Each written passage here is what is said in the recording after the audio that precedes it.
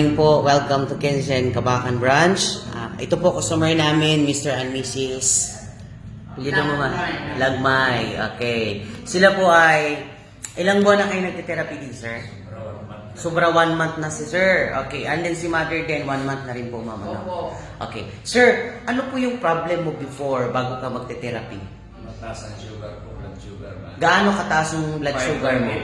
Malapit na. 5.8, ah? 5.8. 5.8. So, medyo mataas-taas din sa konti. Okay.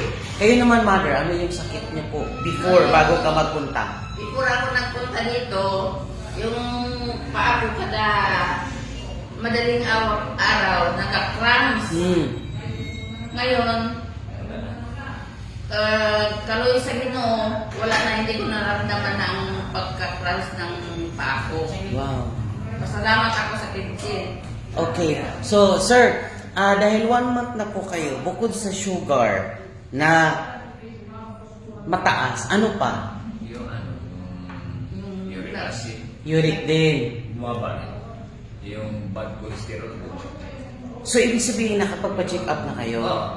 Ay, Bago lang. bago lang. Okay. So, the result is okay. Normal na. Bago lang. Wow. Sa awa ng Diyos, dahil sa Kenshin kasi. Pero, ilang buwan, bago kayo mag-therapy, ilang araw lang kayo naka-observe ng mga magandang effect? 10 days. 10 days meron na agad? Mayroon na. Hanggang tuloy-tuloy. Kasi dati, hindi ako pinapawis. Ay, hindi ka pinawisan. Ngayon, galaw-galaw. Kung tinihok lang, pawis agad. Pawis agad. Wow. So, parang yung mga dugo mo, no, pinapaganda, no? Okay. So, sir, ma'am, salamat pala po sa inyong testimonial. Ano po, sana yung iba na hindi pa po makatry at nagdadalawang isip i-try, no? Sana masubukan Ay, nila. try Kasi, nila. kayo 1 month na yun, no?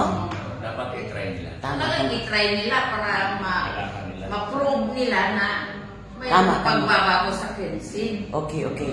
Tapos, sir, ma'am, ano pong masasabi nyo sa company namin? Ano yung masasabi nyo sa iba, tao na hindi pa po nakatry dito? Dapat i-try nila ang Kenshin machine. Dahil maganda talaga. Okay. So sila sir ngayon ay gumagamit po ng optical treatment. So yung optical is more on burning pots po yan. At the same time sa mga excess cholesterol. Okay, so ito po ay Mr. and Mrs. Lagmay. Nakatira po sa Rojas Street, Kabakan. Maraming salamat, ma'am sir. At naway, pagpalain tayo ng Panginoon na mas marami pa pong gumagaling na karamdaman. God bless. Thank you po.